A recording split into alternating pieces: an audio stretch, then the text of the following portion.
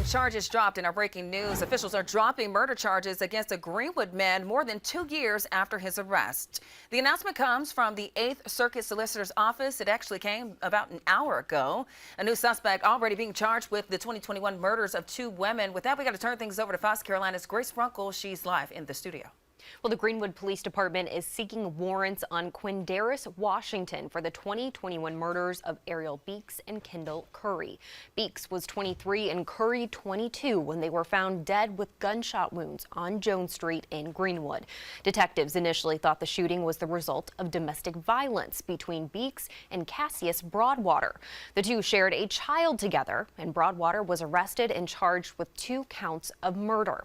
The 8th Circuit Solicitor's Office says further investigation brought new evidence and new witness statements to light. As a result, they are now charging Kyndall, Washington with the crime. He's actually already in the Greenwood County Detention Center facing 15 other charges, including 3 other counts of murder. The solicitor's office says Broadwater will remain in the Greenwood County Detention Center because he's also facing charges unrelated to the murders of Beeks and Curry.